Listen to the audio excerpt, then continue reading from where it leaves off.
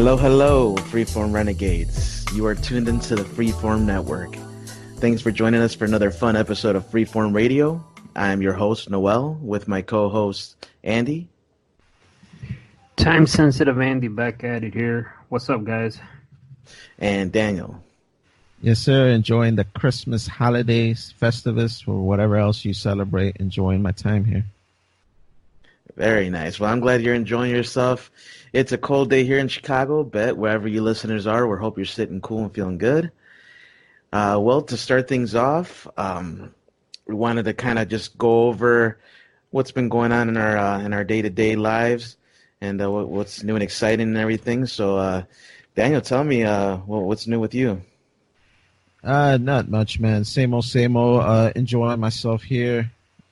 Just finished my Christmas shopping. I mean, by the time this episode drops, Christmas is past, and actually even New Year's passed. But flashback right here to this episode when we're recording it. I finished my Christmas shopping, and it feels good, man.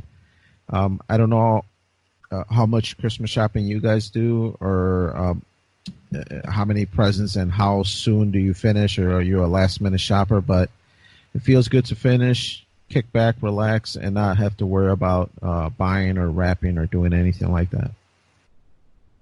With the invention of online shopping, I think it's so much easier now than, we talked about Black Friday, and it's so much easier, and I think it's the only people who are fucking stressed out are the delivery people, but with that option, it makes it much easier.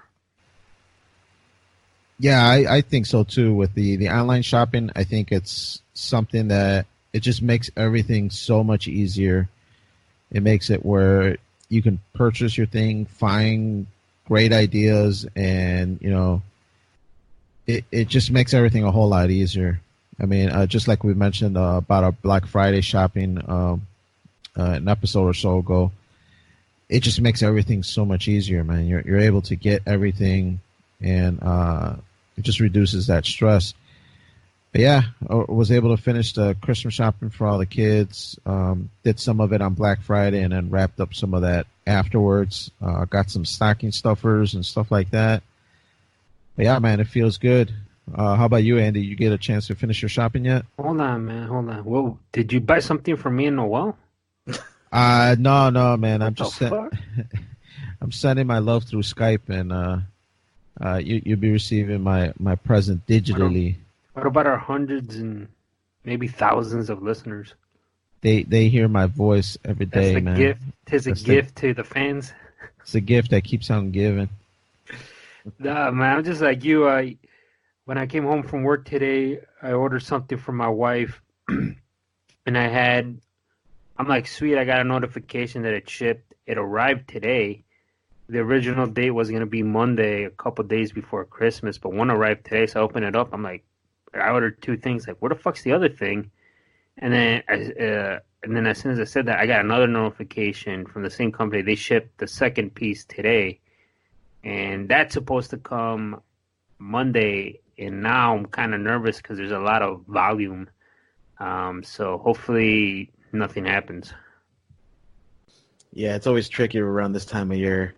I've worked at UPS before. Well, it was the first job I ever had. And you could just imagine how crazy it is around the holidays, the amount of packages going through. I can't even tell you, man, just how difficult it was to try to keep up with all the orders and stuff going through. And now I'm on a different side of transportation. Now I'm on the coordinating side. So I'm the one that tells when the drivers are coming, when they're going. And it's still crazy, but yeah, I mean, all you can do is really just have faith that it'll arrive in time. Right. I know with all the volume at my work, I sometimes order stuff to get there next day. But for some reason, the company that we use, this FedEx company, it'd be dragging. And I don't be getting those packages next day, man. You were invited to the meeting. You refused to go. I talked to the shipping supervisor, but he just kept telling me some holiday BS about, volume and, delays. And I wasn't about hearing all that. It was just about where's my parts. The people you went to order from, they were asked to be in a meeting. They refused to show up. If they would have been at the meeting, they would have been informed about what just happened, but they refused to do that. What did they tell you? Just go see the man, and you did, and he broke it down for you. All right, so you guys order like truckloads or pallets or boxes or? You do everything. Expedited, LTL, flatbeds, step decks, small pack, messengers, hot shots. We do it all, man.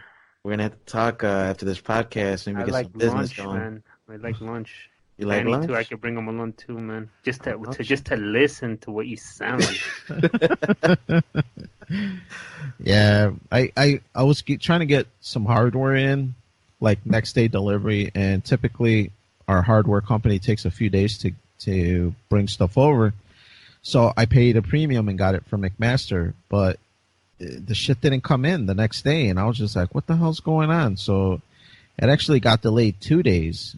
It took, from the day of my order, it took 2 days for me to receive it, which is not something very typical for McMaster. Usually you order it, you might even get it that same day, or if not the next day. That's how quick they are. Very nice. If you order early in the morning, you'll get it the same day just through their courier. Right. But again, it's just this type of anything from like the week before. I know people are like, what the fuck? I'm a logistics expert, people. It's just they have so much volume. Oh, yeah, you got that plaque. I forgot. You got that plaque on the wall. I've been to meetings and shit. Yeah, I forgot. And, like, it's just what the internet has done to these freight companies is unbelievable. And, like, just look at Amazon. They literally had to start a logistics company to support their business because the top two, FedEx and UPS, they couldn't handle it. So they pushed people to start. They had to contract it out to get those deliveries that you guys see, those Amazon Prime. Those are contractors that Amazon pays, and they got them under their thumb.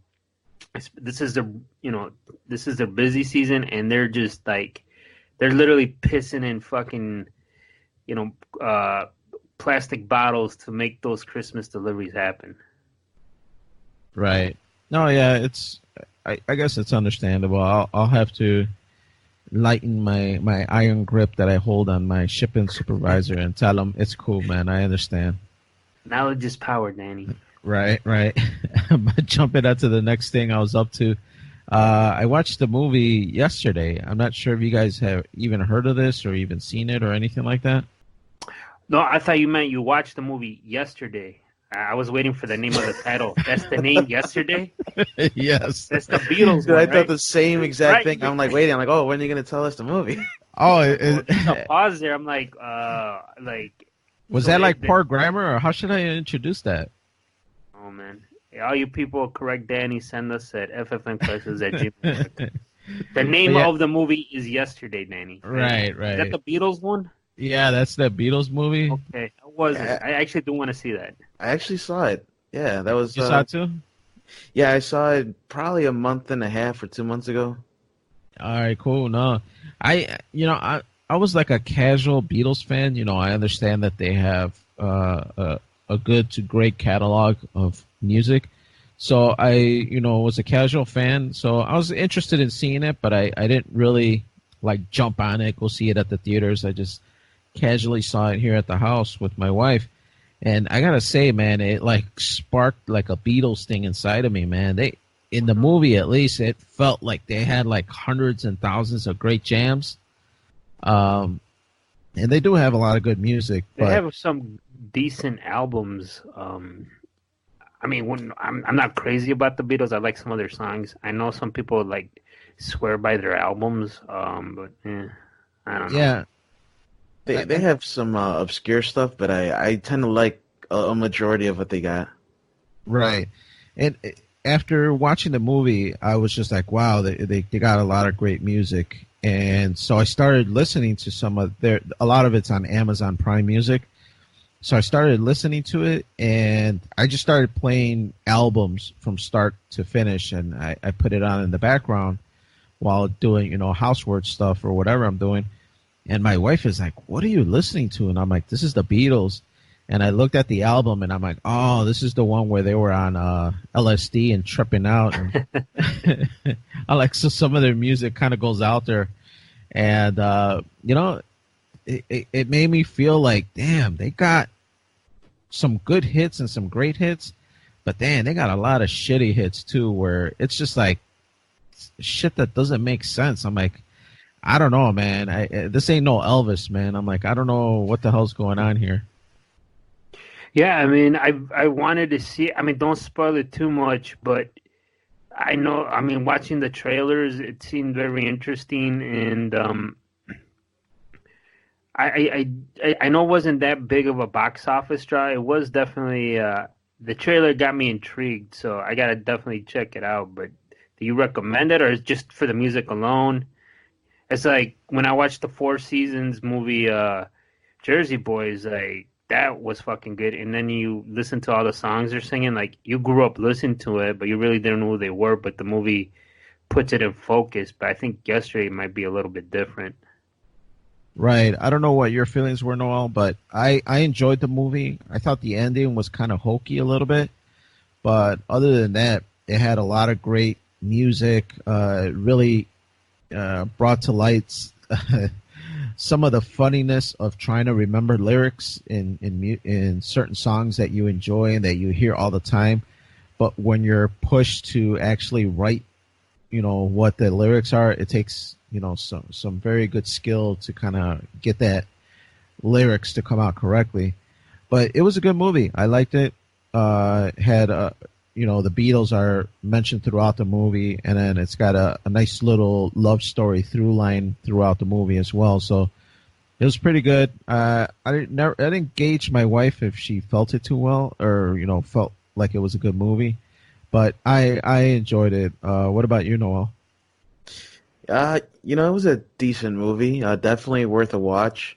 If I had to rate it out of 10, I probably wouldn't give it much more than like a 6 to 6.5, but worth a watch. A lot of good music in there, of course. A few things I would have changed, but I'm pretty critical on movies when it comes to stuff like that. I have like a brain that picks things apart, and so I picked a few things apart that I think I would have done better if I were in that position, I guess. Would it be the lead actor? No, not the actor. Well, the actor wasn't bad choice because it's like a different story they're trying to tell. You know what it's about, Andy, right? Like roughly from the trailer. He's some guy. He sings Beatles songs, but everybody's like, "Oh, that's a great song. Did you write that?" Nobody knows about the fucking Beatles. Yeah, nobody knows about the Beatles, so he picks up on that idea and he's trying to remember all these songs, and like Daniel said, it's not that easy, and he's trying to like remember the lyrics, but the lyrics are so freaking weird. He's like, what the fuck was this song? Like, Eleanor Rigby something, what the fuck? And it's pretty funny, but yeah, worth a watch for sure. Do you recommend it to Beatles fans, or even if you're not a Beatles fan? Even if you're not a Beatles fan, I recommend it just because it's something that if I heard their music, it's so unique that you're gonna either love it or hate it. Right. I thought it was kind of a unique premise. I haven't seen too many movies like that where, something disappears from existence, kind of like the Mandela effect kind of shit, where something just disappears from existence. So I thought it was pretty cool. I thought it was something that definitely should, if you're a Beatles fan, it's a definite watch. If you're not a Beatles fan, then it's a little iffy. It's not that great of a movie, kind of like Noel was mentioning, but something for a quick watch for sure. That elusive Sinbad genie movie. Right, the one that nobody remembers. And then no, everybody remembers, but nobody can find it. Right, and now people think it's the Shaq movie or some shit. I don't know. Kazam. Yeah. There was two genie movies. I do remember. In all seriousness, I remember two fucking genie movies: the Shaq one and the Sinbad one. Yeah, I mean, I don't want to go too much into it, but I just saw the Mandela Effect movie that came out this year. What? Yeah, they made a movie. And like a documentary or a movie? No, it's a movie where a guy's going crazy because he's like, man, the Mandela Effect is after me. It's trying to erase me, bro. Right. It's like, don't tase me, bro. Start shooting some fucking like something in there. It's coming right at me. Yeah, that one I definitely don't recommend. I watched. Actually, sounds good. It was kind of funny at first because it ties in all the like popular Mandela effects. So like the monkey kid, the Curious George, and it like every mainstream Mandela effect thing, they kind of tie it into the movie. So even though it might not make sense in the movie, it's in the background somewhere. Like they're playing Monopoly, and then they're doing this, and then they just bring up the Mandela effect about Monopoly, and it was kind of bad towards the end. But yeah, I guess jumping on to back to the subject yesterday, go check it out if you want. But something else that maybe Noel was checking out was the UFC 245. Who was on the card and how was it, man? So on this particular UFC, there was a pretty stacked card. The main event, or the main card, I should say, had the best fights of the night. You had Uriah Hall. You had a few up-and-coming prospects. I'm sorry, not Uriah Hall. Uriah Faber. He's fighting at bantamweight. Pretty much like the real highlights, though, are going to be the last three fights. They were all title fights. And out of the three, only one ended with a change of belt. But the other two, the champions defended their belts. I'm not sure if you guys know of Amanda Nunes, who knocked out Ronda Rousey. No. Is that the one that shitted herself? No. Do you know what I'm talking about? The Brazilian chick? I think I know who you're talking about, but it wasn't I don't remember a Brazilian chick. I remember a white chick who did it, and then she just like, and then after that she tweeted, "Fuck it, shit happens." As like a Damn. Holy smokes. But no, so this girl is a different girl, but she knocked out Ronda Rousey, won the title or defended the title with Ronda Rousey after she knocked her out. Been on just a rampage, knocking everybody out. Knocked out Chris Cyborg, defeated Holly Holm and knocked her out as well. So this fight, everybody was like, well, you know, she's probably going to just continue the rampage. But she actually met her match. She had a really good competitive fight against a lady named Jermaine Durandamy. And so she was a former featherweight UFC champion, the women's featherweight UFC champion, 145. And she fought at 135 this time against Amanda Nunes. It was a decision at the end, but it was worth watching. Definitely would watch that fight again once it comes out and available to watch without pay-per-view pricing. The next title fight would be Max Holloway versus Alexander Volkanovski. Volkanovski won the fight. He's the new champion at 145 men's, and Max Holloway was the reigning champ for a while. Actually, he was pretty unstoppable at 145, and this fight was very one-sided, very competitive. Well, competitive in the sense that it was entertaining, but it was more of a one-sided affair. Volkanovski really it was his day to shine. He really had Max's number that day, so he won that by unanimous decision. And then the last fight was also a unanimous decision, but this one was Colby Covington, which a lot of people really dislike right now. And he fought Kamaru. Why is he disliked, Noel? He's disliked on purpose because his gimmick makes him to be an unlikable person, one who's really cocky, arrogant, who, one thing that I'm not going to get into, I don't dislike him or anything for this reason, but he is a Trump supporter, and I know a lot of people don't like Trump right now, so, that's another reason why people don't like him. Is that the guy Is that the guy who got his jaw busted? That's the guy. Yeah. This is why when you fight, you have a mouthpiece and you have to bite down on it when you're, going to take a punch. Because if you have your mouth open, your jaw is just loose. It's not sturdy. And if you hit the right spot on the jaw, it's just going to fucking break the little socket that it's in and just start jangling, So that's what happened. He loosened his jaw at one point, got hit got punched real good and broke his jaw. Yeah, I saw some pictures and it looked ugly, man. I was just like, holy shit. And of course all the Democrats or Democrat fans were making fun of it because he was wearing a Trump hat at some of the press conferences. Yeah, he'll do anything for to make get a rise out of people, make them hate him. Ultimately, it gets That's people in what the sells. seats. Exactly. Yeah. Either you're going to be loved, or you're going to be hated. But if you're one of the two, your chances are you're going to sell. Everybody wants to pay to see get his ass kicked, and that's what happened. Yeah. Well, it was a good fight, man. Kamaru, he got rocked a few times too. It honestly, it could have gone either way.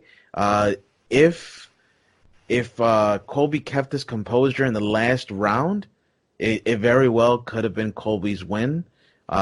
Colby Covington was actually outscoring Kamaru Usman. He was out fighting him in terms of the amount of volume. Within the first two rounds, I think he threw about 300 punches or strikes. I'm just like flabbergasted. This guy has cardio like I've never seen, and this is a 170-pound division, so they should have good cardio, but they also have power, So it was one of those things where a fight like that with that many strikes thrown, they're gonna take a lot of damage, and it was interesting to see him take all the damage he took and still keep going. To that, a lot of people did give him credit, despite all the hate. People gave him credit for just being, brave enough to, weather the storm. Right. Now, Noel, not to change the subject, but give us a preview as to your thoughts for Conor McGregor versus Cowboy coming up in a couple weeks. Oh, of course, man. I'm happy to do that. Before I do that, actually, I got it wrong. Kamaru Usman won by TKO in the 5th round. So just to clear that up, I mistook that result. But, on to Conor and Cowboy. That's going to be coming up in early January or mid-January, I think. I'm looking forward to it. What's been promised, or at least, a Dana White promise, if that counts for much in your eyes, is that if Conor wins, he's going to fight the winner of Khabib versus Tony Ferguson. So that's going to be an interesting fight as well. Both of these fights are very important for the 155-pound division. Cowboy actually just came off of a recent loss to both Tony Ferguson and to Justin Gaethje, and pretty vicious losses actually for Cowboy. So isn't Cowboy a heavyweight, or I'm thinking somebody else. You're thinking of somebody else, brother, because he fought at 170 and 155, but I've never seen him fight heavier than that. Or he's never been a light heavyweight, or is that 175? 170 is welterweight, and then you go to 185, and that's middleweight. Light heavyweight is 205. That's John Jones. Yeah. Yeah. But so Cowboy is fighting at 155, which is he's a little skinny at that weight, but he's a tall guy, so if he can cut the weight, he can actually do pretty well. He's pretty powerful of an opponent. And McGregor used to be the champion at 145 as well as 155. He lost to Khabib, I want to say about a year and a half, almost 2 years ago. He got submitted, and ever since then he hasn't fought. So a lot of people are upset that Dana White promised that if Conor wins, that he's going to get a rematch for the title. People are upset about that, but we'll see what happens. Honestly, I don't think McGregor is going to be as dominant as he once was. You get older, you get slower, and he's fighting a pretty challenging opponent in Cowboy. And Cowboy has a lot to lose here. I mean, he's already lost 2 fights. So, I mean, he's got to be motivated for a win right now, especially considering they were matched up before. But unfortunately, it didn't happen. So they had a fight that was in the making, and then something went down, and they didn't fight. But now it's ironed, it's set in stone, ready to go. So we're going to see come mid-January, we're going to see who the bigger man is. Damn. Yeah, I wonder if Dana sees Cowboy on a decline, so maybe he sees it as something easy he could fit or feed McGregor to kind of build him up a little bit to make the next fight after this a bigger payday. I think that's a factor. I think that's definitely a factor, but Cowboy sells, McGregor sells, matching them up, especially considering they already had something in the making before, but now it's for sure. they're going to definitely sell, and it's definitely a factor that he's lost twice, and that McGregor's coming off a loss as well. So McGregor might have more leverage in terms of that. Like, but we'll see. I mean, in the fight game, honestly, when you're dealing with this level of fighting, you got to flip a coin and see what happens. Right. I hope the good cowboy shows up and that he has a great fight and really makes this interesting. I agree. Yeah, we'll have to tune in, and of course, once that happens, I'll be able to leave my my recap for you guys. Oh, nice. Yeah. So another thing I've been doing, this past couple of days, ever since the weekend, actually, The Expanse. I don't know if you guys heard of this sci-fi show on Amazon. It's always on my recommended thing on Amazon Prime.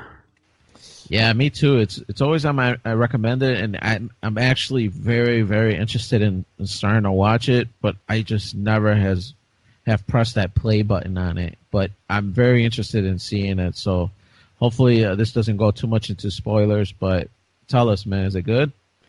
So I'll just sum it up quickly. I don't want to give spoilers. I really love this show, man. Like, you know how back in the 60s people grew up with Star Trek and Star Wars in the 70s, and they're just like, I love this shit. And then, like, us in the newer generation, or at least me and my generation, we don't look at it that way. We're like, oh, it's good, yeah. But, like, I didn't grow up during that era, so I was like, it's cool, it's whatever. But I'm growing up in this era, and The Expanse, that's my era. And it's just, man, I love this show, dude. And I'm not super huge on sci-fi, but I do like this show a great deal. So what's the premise? So the premise, to just kind of not give too many spoilers, you're dealing with a futuristic setting, and it's a galactic, like a galactic story being told, where, well, actually the solar system, I guess I should say, not galactic, but the solar system. It's a story within there where Earth is still existing, but we have Mars colonized and like established for already multiple generations. So they have their own government and everything. And we even expanded to the asteroid belt. So there's like essentially humans that start to be their own almost race. The Martians are a race. The Belters, that's what they call the people that live on the asteroid belt, are their own thing. And then Earthlings or Terrans or whatever you want to call them are their own thing. They still all look the same and everything, and they all talk the same. Although the Belters have their own kind of culture and language, everybody essentially is still relatable and being able to communicate. But they all have their own, interests. And so imagine Star Trek, it's similar in that, where they all have their own political agendas, and they're all trying to expand and learn. And, that's the whole point of the title is Expanse. So they're all trying to essentially, like a Lois and Clark mission, start to explore and stuff like that. And they come across something that they've never seen before, and it's called the protomolecule. This protomolecule, it's kind of like an intelligent virus, is the best way that I can describe it to you. And you really have to watch it. It's still, it's still in the making, the show. It's not over by any means. And so I can't really explain it to you fully yet because I still don't know what it is myself. But that's kind of what kickstarts everything, is that this is discovered, and it has, unexplored, endless possibilities to what it could do, both in the negative and positive. But yeah, it's kind of hard. I don't want to spoil it, man. How many seasons is it? Is it like multiple? Or this is the first season? No. This is the fourth season. First season was like, I want to say like 4 or 5 years ago. It took a hiatus for a while because it got canceled on Sci-Fi because they don't like good shows on their channel. And they like Sharknado.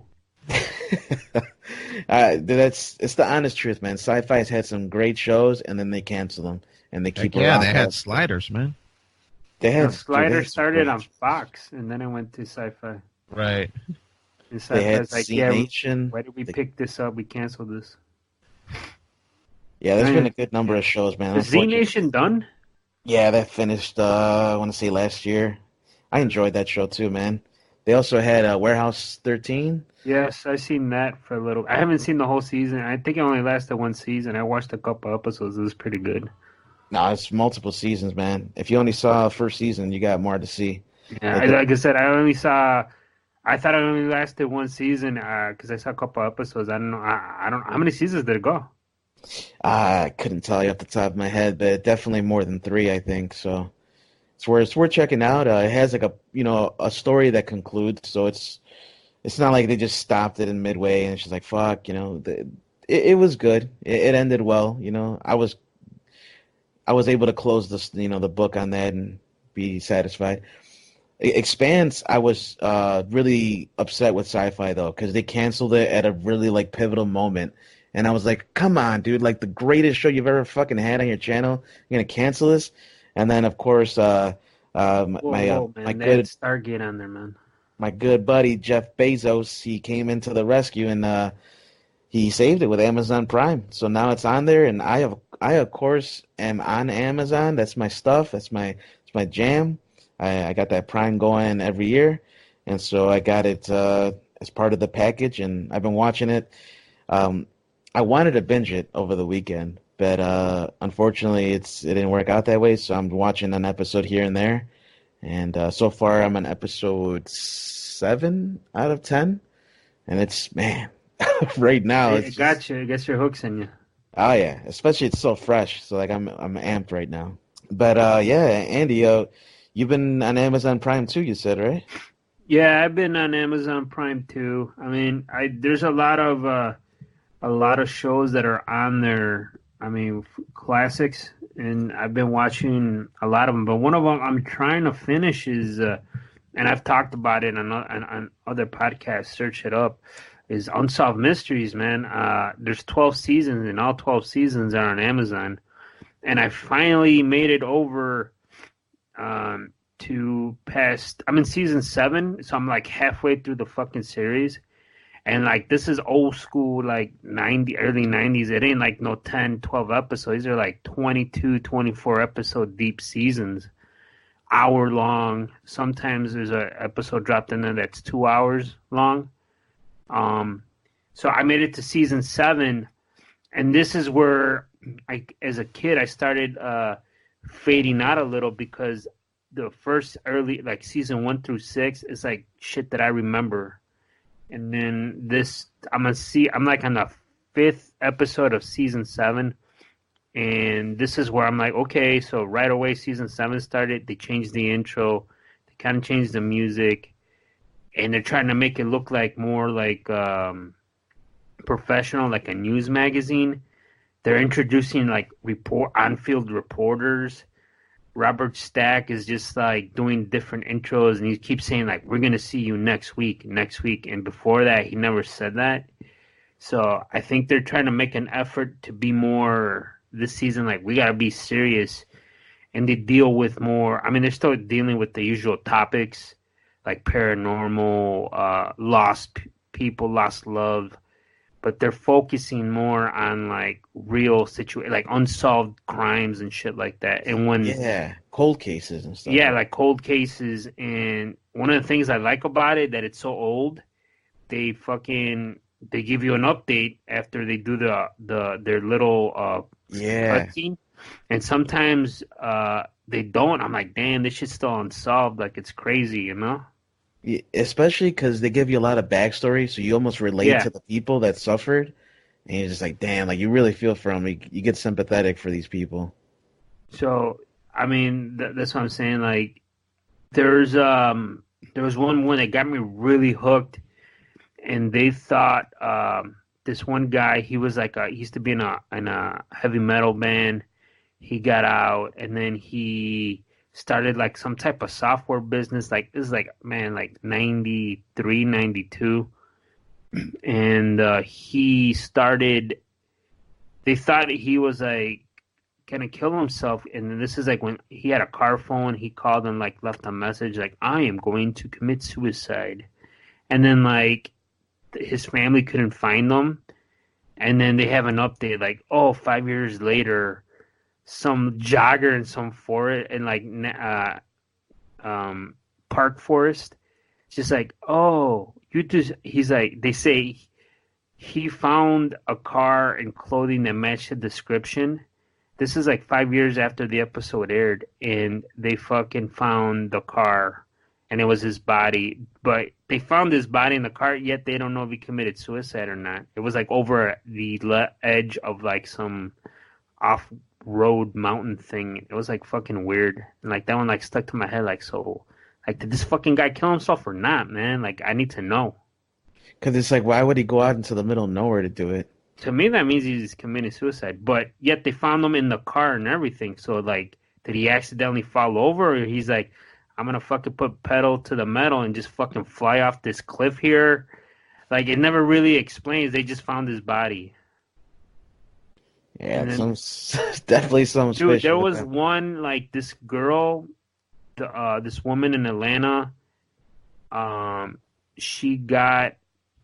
they found her murdered and raped, and they were trying to blame her, like, boyfriend and stuff. And what happened was, at the end, they were like, they were really coming hard at the boyfriend. What ended up happening, it was just some random act of violence. Some guy just dragged her, beat her up and raped her and took her car. And then he finally got busted, and they found, like, they had some DNA evidence. And, like, 13 years later, he got arrested for something, and then they matched up the DNA. It was just, like, randomness. Like, that's the shit that's scary, man. Yeah, it's really crazy how some of these get solved years later. Well, that's why I love the show. I remember some of them, and some of them I don't.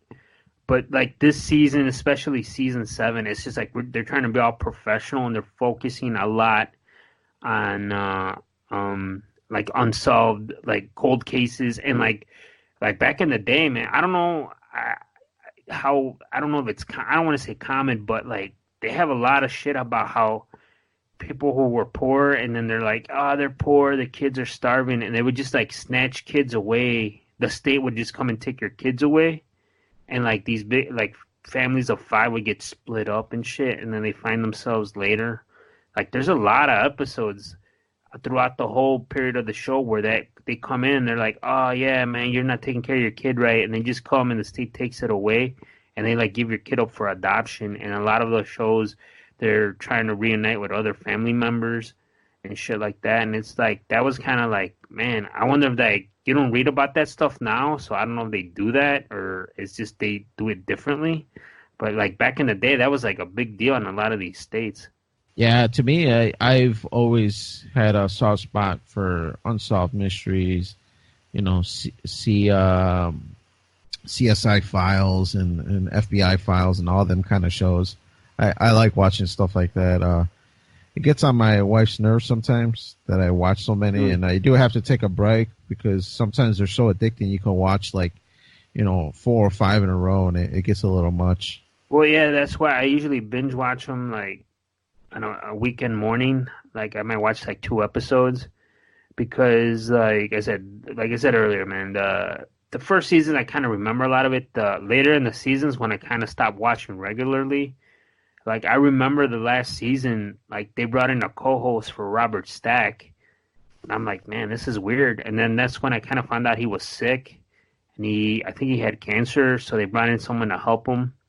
And that's when the show got canceled after 12 years. It was kind of like, I don't know, you guys remember the show Sightings, which dealt with more paranormal stuff. That was another fucking show I used to watch religiously. That show was on Fox, and it went to Sci-Fi.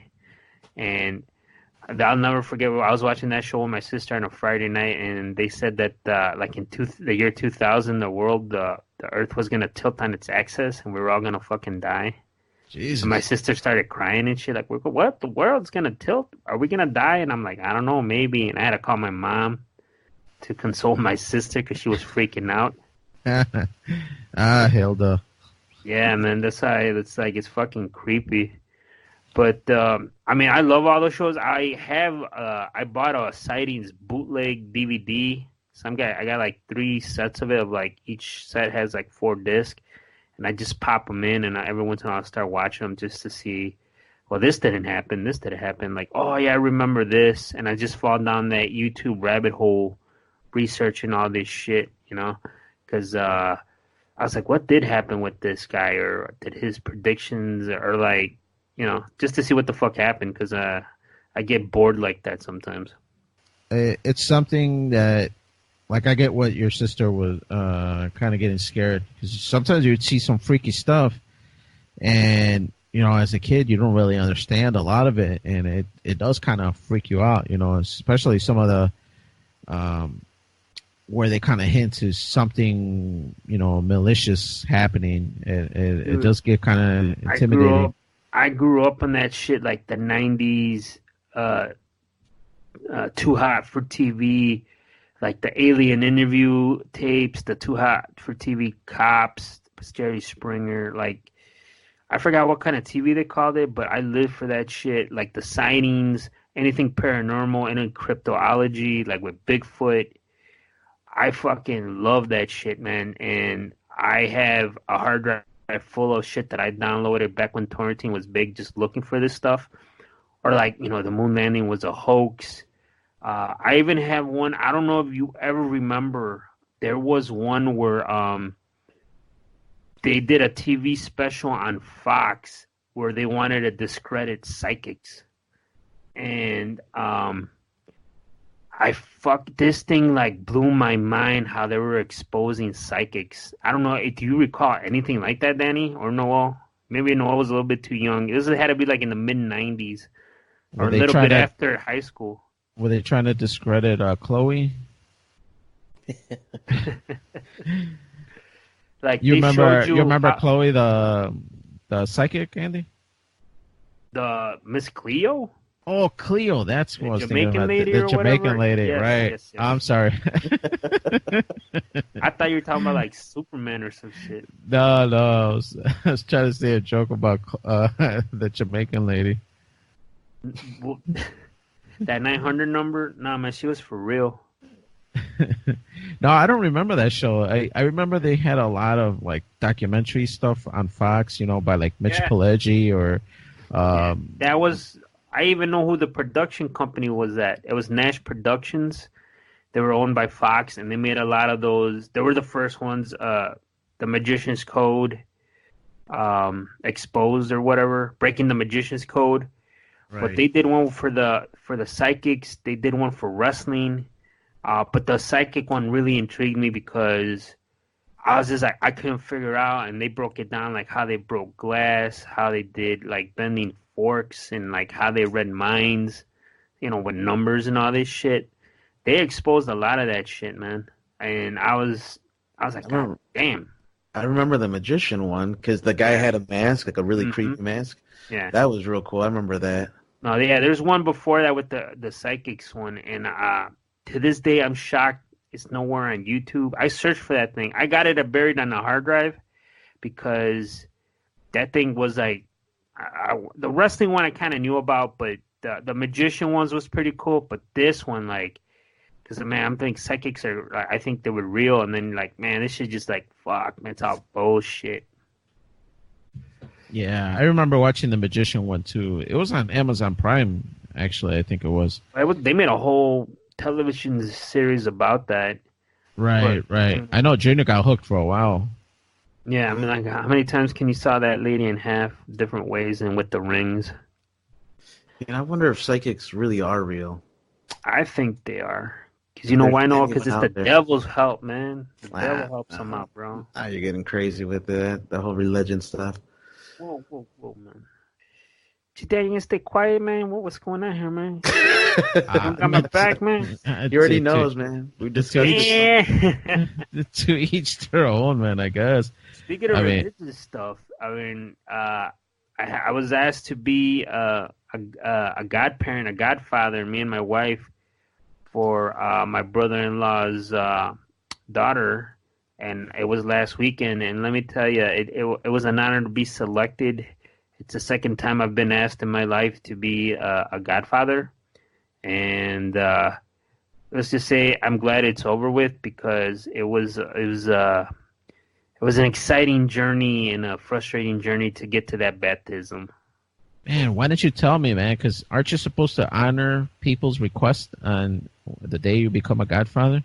No, you honor the request when your daughter gets married to Oh, talk to shit. the mob godfather.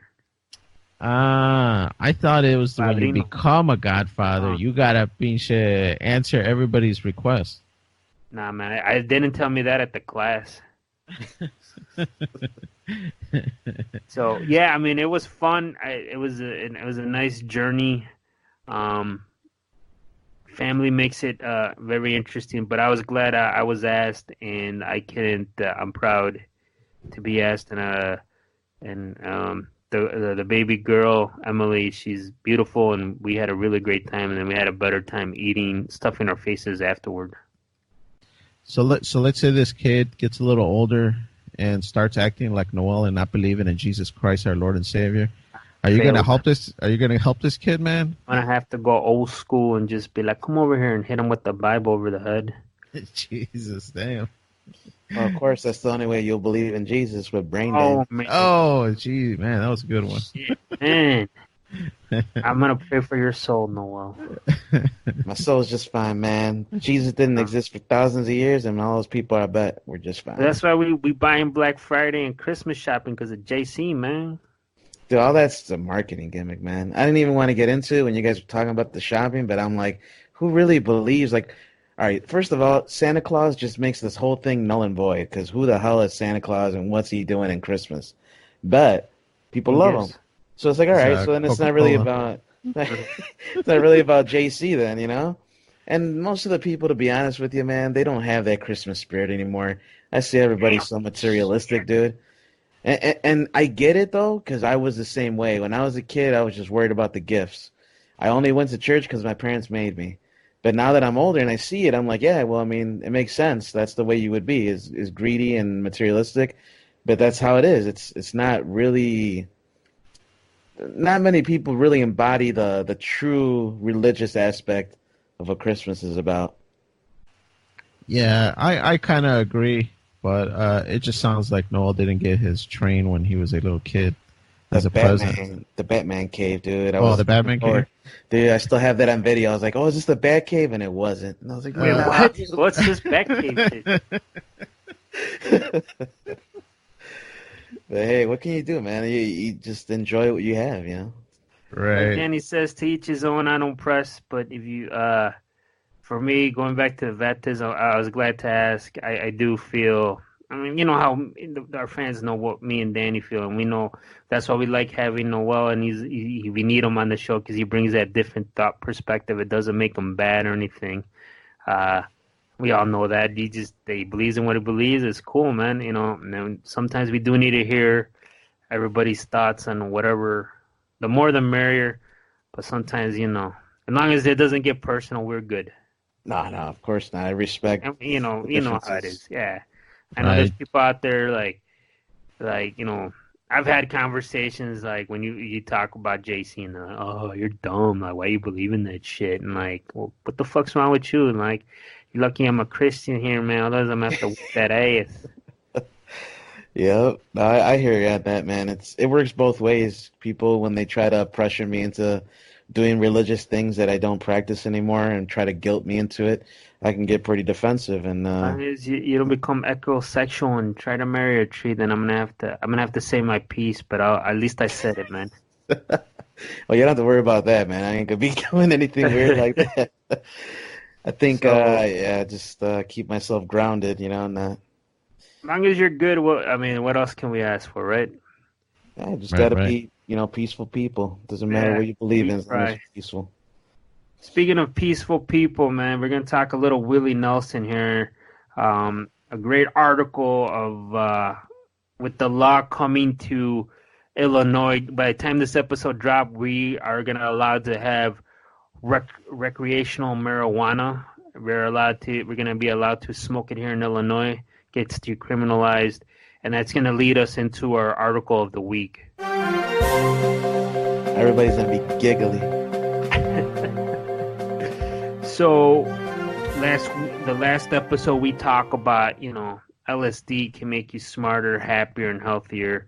So should we do it?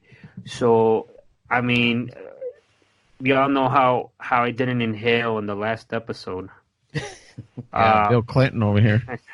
Willie Nelson, he's an advocate for marijuana.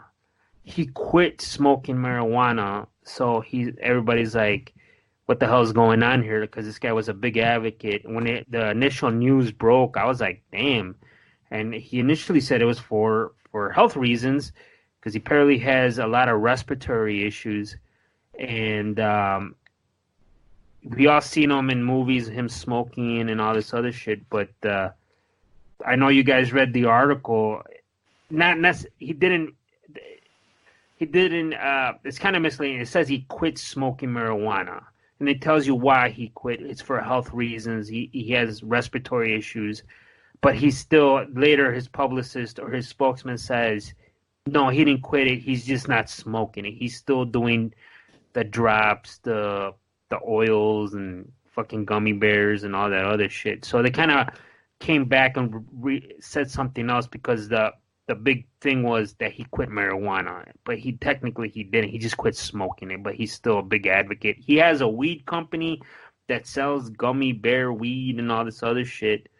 But he says his lungs took a beating throughout this time, but the marijuana made him happier. But I guess what I'm trying to say, do you think smoking marijuana impacted his lungs? And is that something like no one really talks about? I mean, I don't have that much knowledge. Maybe you do, Noel or Danny. But what do you think? Yeah, I mean, in the article, it kind of goes into saying he actually says himself that it wasn't the marijuana that caused it. It was all the other stuff that he did. That he was smoking like trees or redwood or what the hell was it? Artwood or some shit. Yeah. He was just smoking some weird stuff, and that'll do damage over the long haul for sure. Marijuana probably didn't help in terms of the lung stuff, but there's so many different ways that you could smoke it. It doesn't necessarily have to be a joint or a blunt every time. You can use a water pipe, stuff like that. One of the things that kind of shocked me, and we brought it back, we here at Freeform Radio, we're fucking on top of all the latest trends. One of them, they talk about that he fucking vapes. Did you read that? I'm trying to find it in the article. That he does vaping. And I'm like, is he vaping weed or what the fuck? Yeah, vaping, probably concentrates, probably oils. The THC oil that's in much higher concentration. And I think edibles, too, they said in the article. Yes. Right. I think even though vaping has gotten somewhat of a bad rap these last couple of months, with a few people dying from some street, vaping and stuff. I mean, I've read articles that say it's a lot safer than smoking. So I could understand how if he still wants to have somewhat that sensation of smoking, but a lot healthier, I could see how vaping would mitigate some of those problems that he's having while smoking. His granddaughter, Raylan Nelson, it says, Papa Willie will never stop enjoying cannabis. Nelson emphasized, with edibles, drops, and vaping, there's plenty of ways to ingest without smoking. I worried about him if he stopped.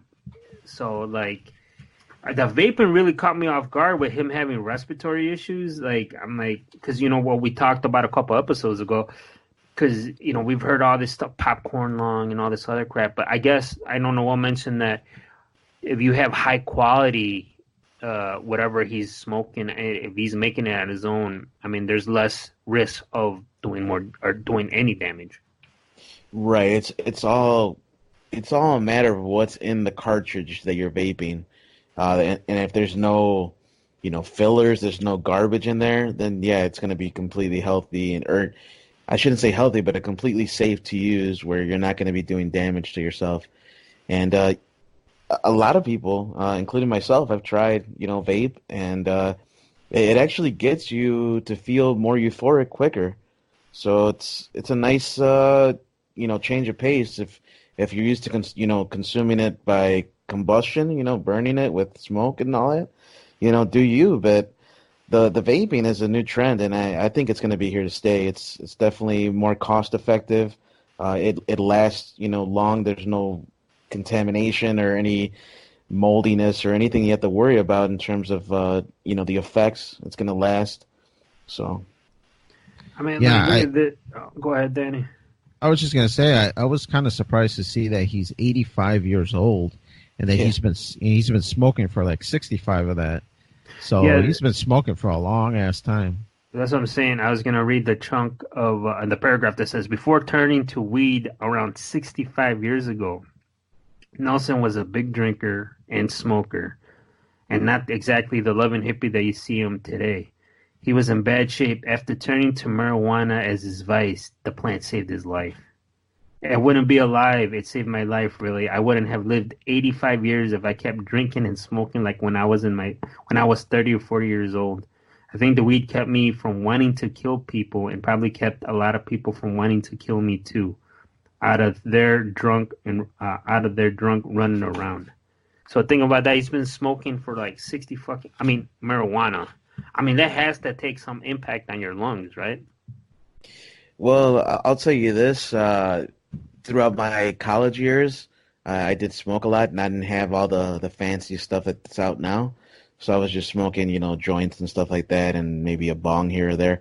And throughout all that time, I didn't have any kind of lung, issues. The only thing I could say is that as long as the quality of the stuff you're smoking is good, as long as you're taking it, in moderation, so that you're not, coughing so much you're hurting your lungs, as long as you're not outside in the freezing cold, breathing in cold air, your lungs should be fine. It's been through worse. There's probably more pollutants in the air naturally than is in the smoke that you get from the marijuana. Yeah, no, I agree. I think it's something that with today's technology, vaping is probably going to be the way to go for a lot of people. And now with a lot of medical cannabis, gummies, other methods of ingesting cannabis is going to become more and more popular and easier for people to get, and it's just going to make other alternatives other than smoking and possibly damaging your lungs. Yeah, smoking is going to be like the most, I think, is technology, and it's going to be like the least way people are going to consume marijuana, because there's so much different shit now. I mean, I could be wrong, but with the gummies and all the big goods, and I think I've never done that. I've heard it's more potent, and it has shit. He even got they consider his company a high-end cannabis brand. So I mean, and he makes coffee. I don't know if it has weed in it, but I mean, I think the way people consume marijuana is definitely changing. Is the plants, the quality just gets better over time.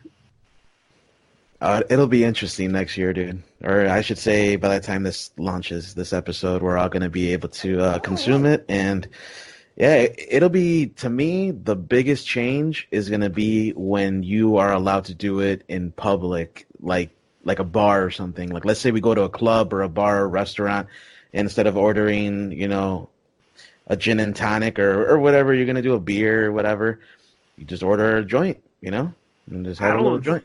I don't think it's going to come to that, because they don't let you smoke at the bar. I mean, when they changed their law, I mean, but they're going to make an exception for weed. Maybe an edible then. Maybe they'll find a way. Where there's a will, there's a way, Andy. Right. Prohibition in the 20s. Come on, how many people stopped drinking? Right. I think a lot of bars don't. When vaping first started coming on the scene, they would let you vape in bars just because it wasn't smoke. But slowly, a lot of bars have excluded vaping, even though they've excluded smoking. Combustible cigarettes a long time ago, or at least in the state of Illinois. But now even vaping is becoming more and more, outlawed inside of bars. But yeah, you're not going to be able to stop the gummies. You're not going to be able to stop people smoking in their homes and then going to these places. But if I understand the laws correctly, you still can't do it in public. It's going to have a lot of laws similar to drinking, where you cannot drink in public, you can't drink in your car, you can't drink while you're driving your car, stuff like that. It's going to have a lot of the laws similar to alcohol, and until those get lightened and until bars start getting maybe permits to allow it inside their bar, I think the state of Illinois' law supersedes that, and they're not gonna allow you to smoke inside of a bar. Well, you know, I thought about that as well earlier when they were announcing this whole change and this whole bill passing. But what about hookah lounges? You know, you can vape all the time in hookah lounges. It's designated for that purpose. So who's to say that somebody won't open up a place where you can, you know, buy liquor as well as, you know, vape or smoke indoors, like it's meant for that purpose. If you're going within that establishment, you are agreeing to the fact that other people will be smoking around you. Right. They have to apply for special permits, and the state of Illinois has to issue that. So yeah, you're right. If they do open up a bar that, let's say it's a marijuana bar, they would have to apply for the specific licenses and then have the specific filters in the air and whatnot, whatever requirements the state of Illinois requires. But yeah, just typically walking into a corner bar, you're not going to be allowed to smoke marijuana out in public.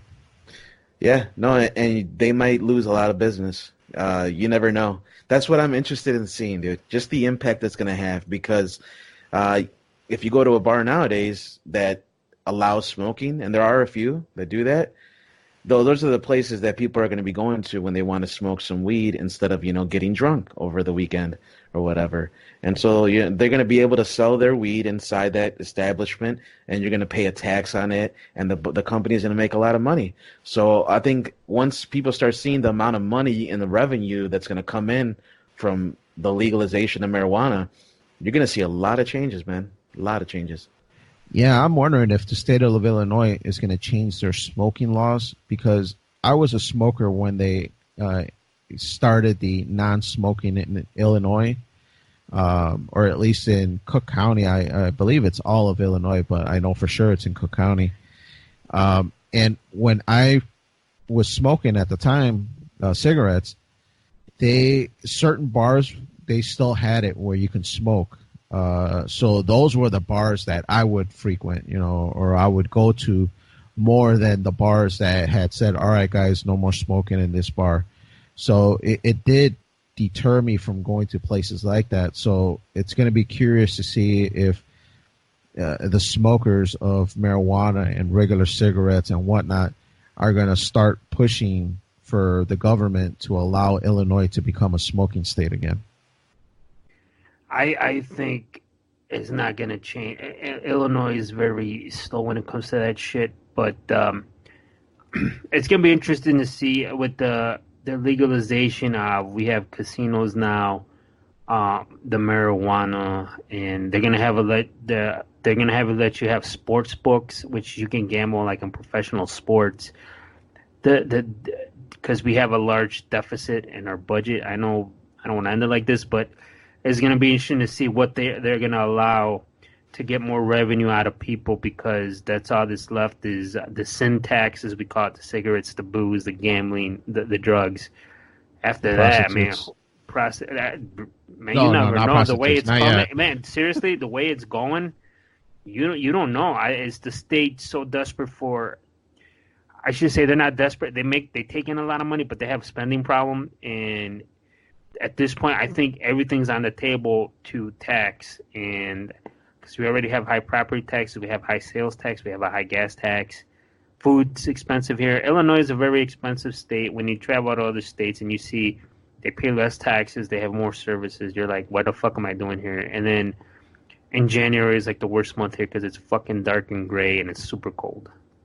But we got the Willis Tower, or the Sears Tower for the people that. Shit.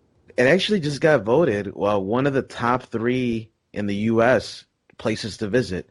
I think New York has one, Chicago, and I forgot what other state, Washington or something. I'm not sure, but literally in the world, the city of Chicago is a top tourist attraction because that's the home of freeform radio, and we got to check out, guys. But one other thing to visit when you're anywhere in the world, is our website, freeformnetwork.podbean.com.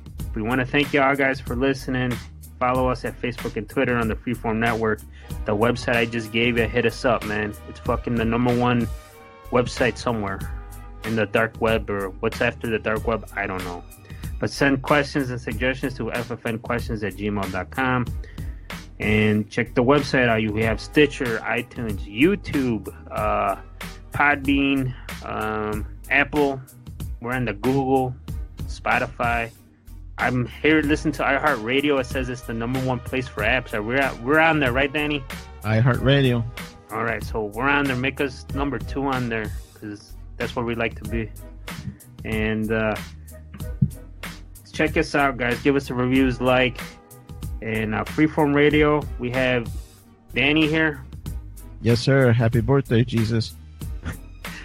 We got our friend Noel. Trying to be a good person and seeing what happens and keeping an open mind and not trying to be brainwashed into believing just one single-minded thing. There you go, people. That's our friend Noel. And Andy here. And man, we want to thank you guys for listening. Thank you for continuing to support us as we go on to a new year, and we're still fucking chugging along. We outlasted coalitions and partnerships, and here we are, fucking episode. Which one's this one? Man, I don't know. 108. There you go, guys. We're hoping to make it to 208, and you guys will still be checking us out. So we'll check you out, guys, next time.